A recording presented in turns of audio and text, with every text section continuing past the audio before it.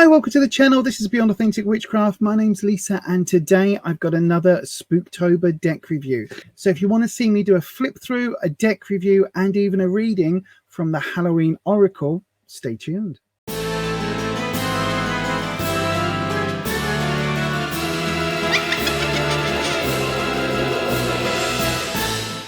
So this deck is written and created by Stacey DeMarco. It's published by Blue Angel Publishing, but it actually came out in 2014. So it's quite an old deck. Now, because of that, you can pick it up quite readily on the secondhand market, eBay and Depop and places like that, which is where I picked this up from eBay. But brand new, this is still available, and you can normally get it for around between 15 and 18 pounds, something like that. As you can see, the box has got this sort of glossy print on it. We've got pumpkins, bats, witches, hats, broomsticks, black cats, ghosties. There's all sorts on there, as well as this sort of really lovely, it's not a Dia de la Muerte's skull, but it's kind of giving that impression, isn't it? Now, I have seen a couple of these cards, mainly because I had to put them back in order because I did get this secondhand. But I haven't looked at it in any detail. I haven't looked at any of the names of the cards or anything. So first of all, the little book is right on top, and this comes with the same sort of design element. Look at that. Don't they look really cool? Black on black. And it is 80 pages. It's got a page and probably a page and a half of each of the cards. As you can see, page and a quarter, something like that. See, we've got a couple of spreads in the front, and then it's got a bit of information about what the Oracle deck is, a little bit about the author, things like that. If the lighting just changed, it's because one of my bulbs overheated and it's just come back on. So I've just reduced it down a little bit on the dimmer. But this here looks ever so much like the Trick or Treat Tarot. And in fact, it says here, trick or treat, truth or dare, a little about the scariest night of the year. Put my old lady specs on. It says more and more people around the world are unleashing their inner monster and are celebrating the scare fest that is Halloween every year. While some countries, such as the United States and Mexico, have this celebration well and truly established in their annual calendar, other countries are only now getting into the swing of fiery pumpkins and trick-or-treating. Well, here in the UK, we've done it since at least I was a kid. I went to Halloween parties and trick-or-treating, and that's what, when I was sort of 10, that's got to be at least like 15 years ago now, right? Yeah, more like 37. But there's a little bit in here about how, because the author is Australian, they celebrate Halloween in April, but they do still go trick-or-treating on the 31st of October. So it's kind of a mix. So I do quite like that. We've got, as I say, there's a single card divination, a hallowed 3-card draw, or the jack-o'-lantern divination spreads that are in here. And then a little bit about dedicating your cards, and then pages about the cards themselves. The inner box has got this bright orange lining as well, and the back of the cards are completely glossy, but it's got that same sort of imprint, although because it's all glossy, they've kind of had to do it in grey. But, you know, even so, that's interesting. So then let's swap to the other camera and we'll go through the cards. Okay, so the first card says Ancestors, and it says the love and legacy of our DNA. So that's really cool. We've got sort of like, I guess this is the ultimate tree of life there, isn't it? With the DNA double helix thing going on. So that's really cool. I like the sort of forest in the background. And we've got apple, risk and reward. I like that heart cut out of it, but it's also kind of giving me Snow White vibes with a sort of poison apple going on. Barmbrack. Is that what that cake's called? I don't know. Like the pumpkins in the background there. I don't know what a barmbrack is. I have to have a look in the book for that one. Oh, black cat. Fortune meets opportunity. Look at the spooky eyes there. I don't know why anybody hates black cats or says they're unlucky. I think they're the most gorgeously gorgeous cats ever. I've never had a black cat. I've had a tabby, but never a black cat. I like the old books there. Cauldron, synergy and healing.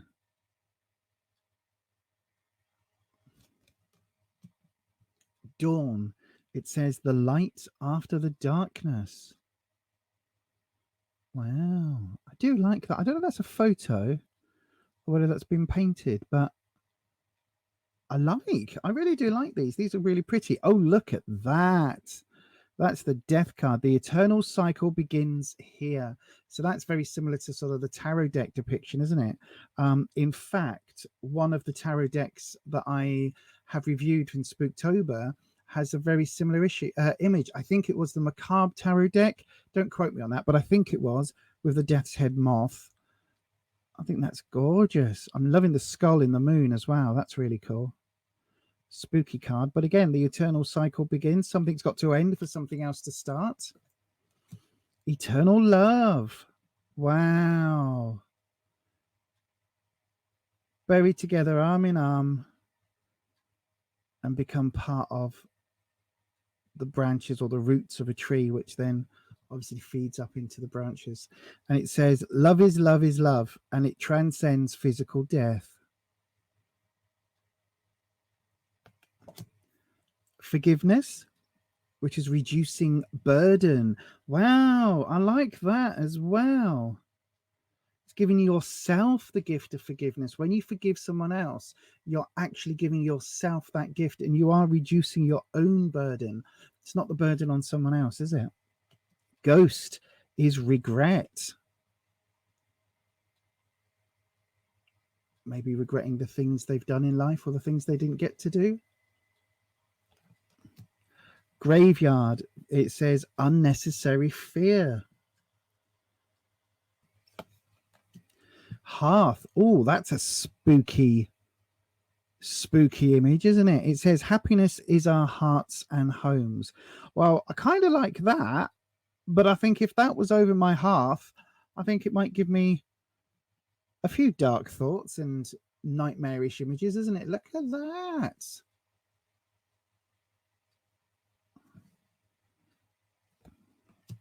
Invisibility, and the keyword there is authenticity. That's interesting. Jack-o'-lantern is for protection. Joy, rejoicing in the present. There's nothing better, is there, than running through the leaves on a crisp autumn morning when they've all fallen, not if somebody's raked them up or if they've been swept or the council's come round and, you know, made a pile of them in the park or something. Don't do it then. But just if the leaves have all fallen and they've not been swept yet, just running and kicking and playing in the leaves can be so much fun. I know, right? Even for a 40-something-year-old with a walking stick, I still give it a bloody good go. Oh, look. Lady de los Mortes, acceptance and equality. That's beautiful. I love this lace work. That's beautiful. Midnight, the most magical hour of all.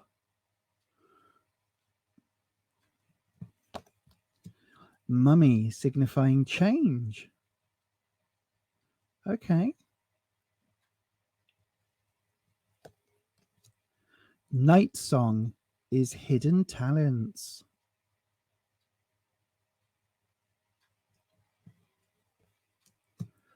Owl for wise seeing, wise action.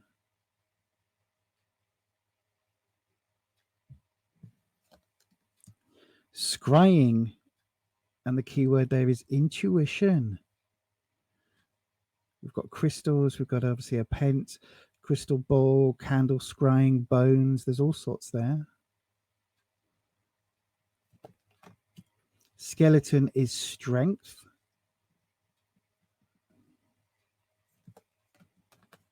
And then we've got the skull of darkness, which is our blind spots. That's obviously that same skull from the skeleton there, look. And then, oh, we got it again. The skull of flowers. I think that's the one from the box, isn't it? Yes, it is. And that says creating through the ashes. It's interesting, isn't it? The skull of light, illumination. Oh, and another skull, the skull of stars. Infinite possibilities. Oh, spider, community and web weaving. I like the meaning, don't necessarily like the image. I mean, thankfully, I don't think there's any spirally spiders that actually look like that. So I can kind of deal with that. I just made the hair on the back of my neck go up. Thank you for that. The lamp for remembrance. I know sometimes you put a candle in the window at Halloween to honor the ancestors. Some traditions do that. The underworld, where all things pause and begin again. It looks like a pomegranate there, doesn't it? The veil. And it says that's the future. I guess the future is veiled from us, isn't it? We can't quite see it clearly. Some of us are able to maybe get a glimpse through the gauze, but we can't see it clearly in all its technicolor detail until the future becomes the present. Oh, the witch. Is she green? Oh, she kind of looks a little bit green, a little bit like Alphaba. The earthly weaver of the worlds. Yes, indeed. Making fire in the palm of her hands. You can do that very easily, you know. You just need a Zippo. Trick or treat. That was the one from the cards. That does look so much. I mean, again, it's a child wearing a sheet as a ghostie carrying a pumpkin. I guess there's only so many times you can see images like that, but it does really remind me of the Trick or Treat tarot. However, look at this. This looks like the image from the Hearth card, doesn't it? And it says mischief and play for Trick or Treat. Oh, werewolf. Oz from Buffy. It's not, but it says exploring wildness. And look at the moon in the background and catching all the twigs from this tree here, from the branch. Wowza. At first glance, it looks almost like lightning, doesn't it? Winter, the sacredness of pausing. These are beautiful cards, aren't they? Oh, look, vampire. Emotional intelligence. Okay. With a blood moon in the background. And then finally, zombie, which is for control. I do like the look of these cards a lot. Right, let's have a look at the book. What did we say we were going to look at? Oh, Barnbrack. That was it, the cakey one. So, where was that? There we go, look. Barnbrack. Barmbrack. There we go. It says, a pea, a cloth, a coin, a ring, a stick, within a loaf of speckled sweetness, slice it and eat it, a glimpse of my fate's completeness. What? A pea, a cloth, a coin, a ring, and a stick? What, in the cake? What? Within a loaf of speckled sweetness, right? Okay, I don't understand that. Not quite a cake and not quite a bread. Barnbrack is a sweet loaf, okay, larger than a typical bread loaf, baked with flour, sugar, salt, and dried fruits such as raisins. The making of barnbrack is an Irish tradition, okay, that still stands around Samhain or Halloween. The person baking the loaf would be sure to set the intention for love, truth, and synergy whilst preparing. Inside the dough, a number of special objects are hidden and baked into the loaf. A bit like a coin in a Christmas pudding then. The objects are used as kind of random oracle. Each one has a particular meaning which represents the fate of the person who found it. The traditional objects include a coin, a pea, a stick, a ring, and a small piece of cloth like muslin. Imagine eating a stick. Some other traditions made in more modern times were religious medals. Okay. Should your slice of barrack should your slice of the brack contain a coin, this would indicate prosperity and good luck. The P unfortunately meant that no marriage would occur for you that year, yet finding the ring meant a marriage was certain. The stick, to be avoided at all costs, indicates disputes and unhappiness, and finding the cloth meant bad luck and little money ahead. When you pull the Barnbrack card, it indicates a curiosity to know what is ahead. but it's important to balance that with the now. After all, we have the tools to change our future should we choose. The sweet synergy of Barmbrack, all the ingredients, including the objects, are more complete and powerful together than they are individually, should encourage you to seek your own sweet spot. Okay. So it kind of gives us things to look for. Let's look at the death card. That's always interesting, isn't it? 'Tis not the end, though I pass in the night, I get to do my time over, although you may get a fright. Many pagans believe that death was the beginning of the cycle of life. When you think about it, most people consider the act of birth to be the beginning of the life cycle. We are born, we live, and we die. And depending on your beliefs, you may get to go round again. Instead, pagan cultures see death as the beginning of a whole new adventure. Absolutely, I agree with that.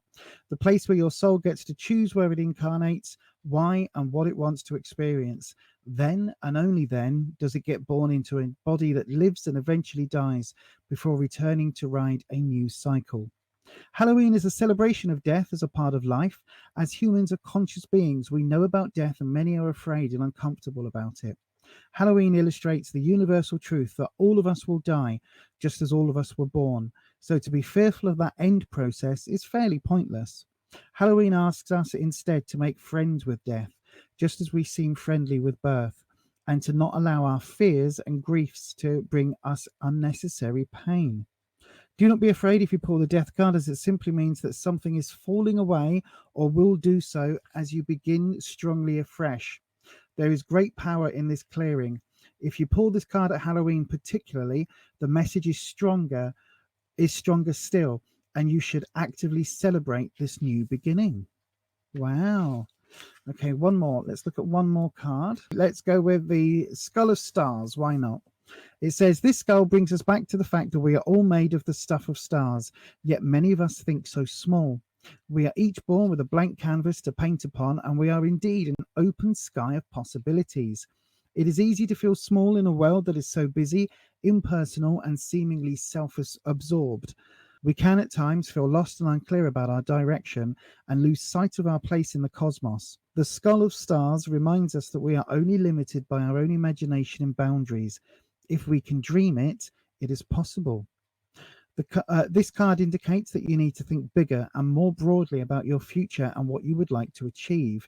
Perhaps there are false beliefs, often old, that no longer serve you as you grow and change. Sometimes these beliefs may not even be yours. They may have been imparted to you by your parents or the wider community, yet feel rather incongruent to you.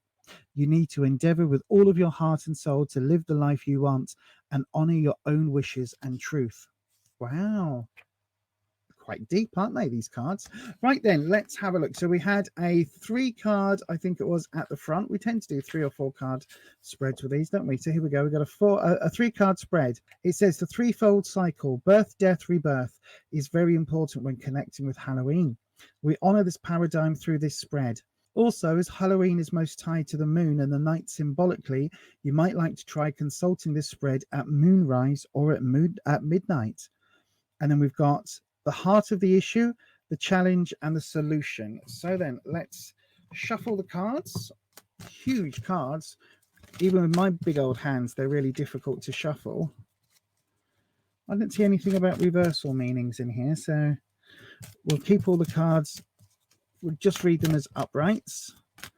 It's always weird when you're shuffling an oracle deck, because I'm so used to shuffling the tarot cards, and there's so many more of them, that oracle decks just feels like there's hardly anything here at all. It's almost like a major arcana only deck, you know, where you've only got the 22. So yeah, I'm not very good at shuffling these larger cards either. So let's see how badly I embarrass myself with a riffle shuffle. It's not great, was it? Not great, but the card stock's a little bit thinner than I personally like, but again, they are quite larger cards. But yeah, I prefer my cards to be a little bit thicker. I mean, it's not bad, it's all right. The glossiness makes it a bit reflective on camera, but they do slide over each other really nicely when you're shuffling. So we'll just do a cut like that. I'm going to pull 3 cards for the reading. Now, when I do this, doing these deck reviews, I'm not asking a specific question. I've got a very open mind. I'm just going to see what the cards want to tell me. And every time I've done one of these in this way, the message has been quite important. So we'll see what happens today. I'm not saying that's going to happen today, but we'll see. So the first card is Black Cats, and this is the heart of the issue or question. So then the card says fortune meets opportunity, and let's have a look at what the card actually is. It says sleek and black and lantern-eyed crosses your path with a hiss. Good luck and fortune sweep by with a kiss. Okay, doesn't scan properly for me, but anyway, that's fine. In traditional folklore, cats were said to have one foot in this world and one in the next. They were the conduit between the underworld and this world, and fortune and opportunity. In the times of the Inquisition, the Middle Ages, cats were hunted because they were said to be allies of evil entities such as devils and witches. Black cats, black being associated with the darker aspects of the supernatural, were specially singled out. Historians believe this unprecedented killing of the cats in the name of eradicating evil led to an unchecked increase in the rat population, which was responsible for the alarmingly rapid spread of the bubonic plague and the death of millions of people. Okay. Maybe that's why people don't like black cats. These days in Germany, for example, a black cat passing one's path indicates impending misfortune. Does it? Yet in ancient Britain, they were considered good luck. Yeah, I've always thought they were good luck, and were even given to brides on their wedding day. I didn't know that. In Japan, to this day, they are considered very good luck and bringers of fortune. Should the slinky black cat cross your path through this oracle, know that good luck and fortune will be meeting you promptly. Good. Oh, nice. Also know that your luck will be even luckier, okay, if you are prepared to take advantage of every special opportunity that comes your way. Oh, so I've got luck and fortune coming my way. That's the heart of the issue or question. So that is coming my way. Okie dokie. And then the challenge to luck and fortune coming my way is this top card. They're a little bit, because they are sliding over each other. Right, I'm not going to read reversals because I don't think we do that with this deck, but we've got werewolf. Okay, so we go from the beginning of the book to the end of the book. Okay, werewolf. It says exploring wildness. Luminosity triggers it, a wild moon rises. Pain and blood and fangs, fur and howling and wolfen guises. After a painful, excruciating, bone-jarring struggle against the change, the man releases to the magic. Howling unrestrained under the full moon. Now the half-man, half-wolf rises up, snarling, and goes looking for blood. Yes, we all know the power of the werewolf. After the end of the European witch trials, an intense interest in the werewolf developed in folklore tales and evolved to become the stuff of horror stories. Fairly consistently since then, the wolfman or lichen has featured regularly in tales both oral and written. Of course, during the last 100 years, there have been many hugely popular movies, including American Werewolf in London and themes in books such as the recent Twilight Saga series. The werewolf, not my favorite series. The werewolf is a kind of shapeshifter, but one that has traditionally had little control over his wildness. In a way, an inner battle between civilization and wild animal nature fights inside the one body. The vitality, strength, and freedom of the animal versus the reason, control, and intellect of the man. Which one, though, is the dominant force? One is the healthy balance between our animal nature, one that is wild, free, and connected to nature, and our radically civilized humanness separate from or dominant over nature. The werewolf asks us to consider this balance and to delve into our own ideas of wildness, independent, and custodianship of the planet. When is the last time you spent all day outside? When is the last time you threw your head back and howled at the moon? Do you quash the vitality and curiosity of your body and mind by sitting all day in front of a computer? Oh, I'm being called out. The werewolf challenges you to weave a balance between nature and your own nature. Okay. And that's coming up as the challenge to luck and fortune coming my way. Okay. So the need to reconnect with nature is the challenge that's holding that is holding back my luck or fortune somehow.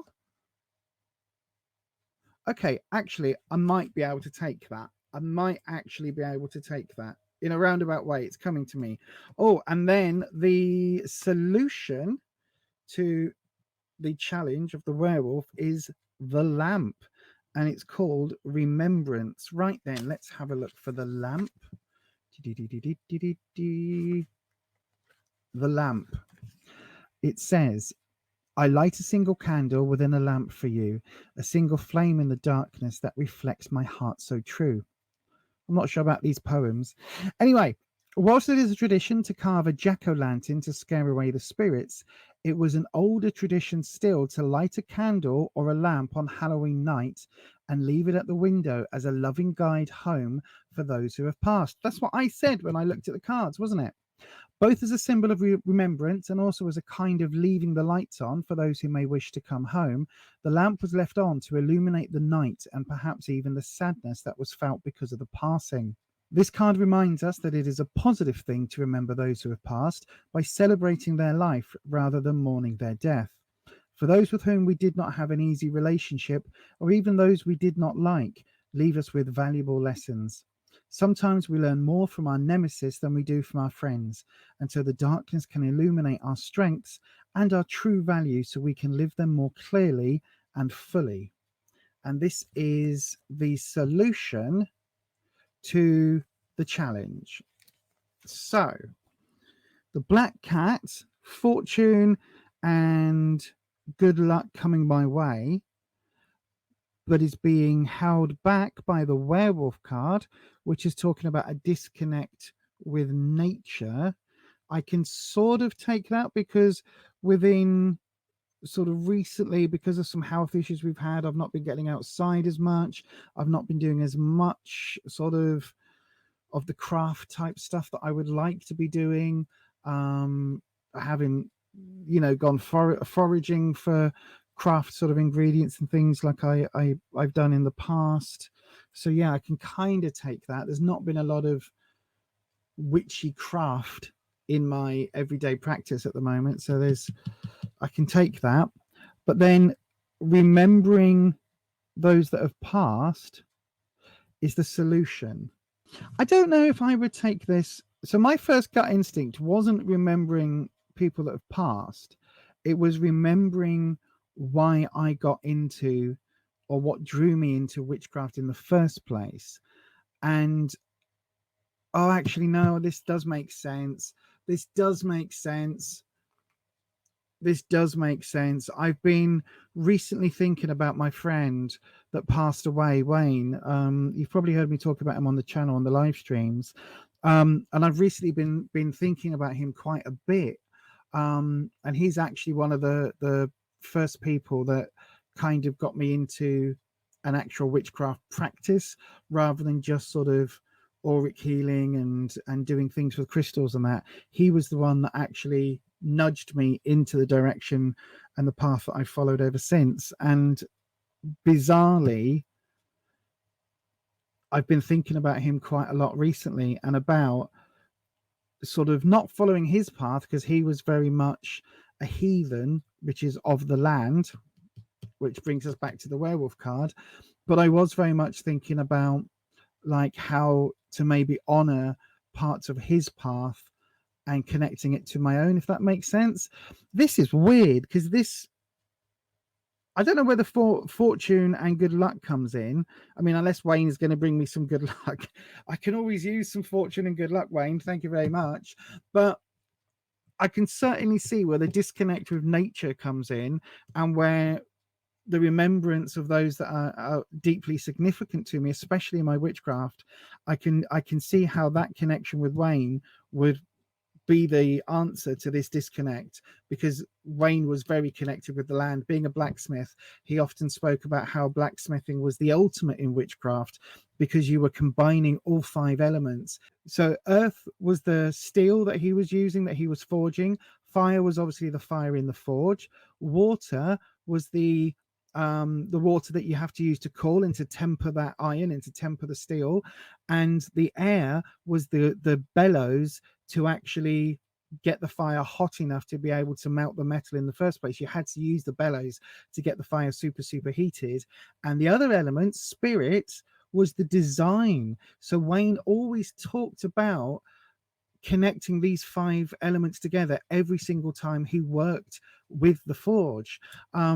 And even to the extent my athame was made by Wayne as one of his test pieces, and he always said that he would redo it for me at some point because he had new skills and everything else, and I always refused to let him because I said, I've got one from your practice pieces, which is so important to me, because where you are now, I mean, he literally was spent his life as a journeyman, traveling around the world, learning amazing new skills from other blacksmiths. And so for me to have one of his practice pieces, that was the essence of Wayne. So reconnecting and remembering him is certainly a reconnection to nature, but I'm not sure how that is going to bring in fortune and good luck. It'll be interesting to see how that comes up then.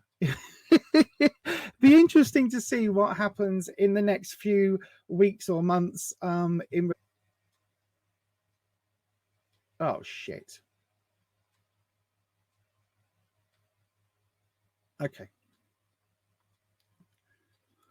So that's really interesting, but I don't know how reconnecting with the memory of Wayne and therefore connecting with that sort of natural energy again, I don't know how that brings in the fortune and good luck.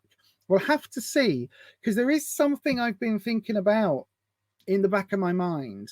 Again, with all of these, whenever I do these random readings, it seems to be that I can totally take what the cards are saying. But there is something that I've been kind of thinking about for next year mainly that is quite creative and does involve fire and things like that. So maybe that is going to bring me fortune and good luck. I don't know. I don't know how that comes in, but yeah, I can kind of take it, just with that caveat of we'll see how the fortune and good luck comes in. I mean, don't get me wrong, I can use as much good luck after the couple of years we've had recently with COVID and cancer and everything else that we've gone through. I can certainly use some good luck, and I can always use a bit more fortune in my life. So I will let you know how this reading pans out in the next few weeks or months, however long this takes to come up. But that's going to be very interesting. So yeah, don't forget, I do live tarot and sometimes oracle readings every Tuesday and Sunday evening at 7 p.m. UK time. So if you would like to be notified by YouTube of when I do that, make sure you hit your subscribe button and then dong your bell so that YouTube notifies you. Also, you can join our memberships on the channel, which are available over here at buymeacoffee.com/beyondauthentic. Members get early access to the videos I post. There's also members only live streams, and there will be some more members only Q&As and more witchy stuff coming on as well, downloads and things that I'm working on behind the scenes. So if you would like to join our membership, it starts at £3 if you just want to support the channel and don't want those perks, but the perk side of it starts at £5 a month, and full details are up here. I really enjoy doing these Spooktober deck reviews. If you've liked them, please make sure you hit that thumbs up button, but do let me know down in the comment section if there's any specific decks you would like to see me review in this same manner. Also, let me know if you'd be interested in maybe like a throwback deck review with some of my older decks, because I can certainly do that as well. There's a playlist coming up just there with other deck reviews, and YouTube is going to be recommending you a playlist or a video or something right there that it thinks you want to click on. So why not click on it and give it a go and see if YouTube's got it right. But that is going to be it for me today. And as I always say, stay you, stay true, stay authentic, and I'll see you on the next one. Bye-bye.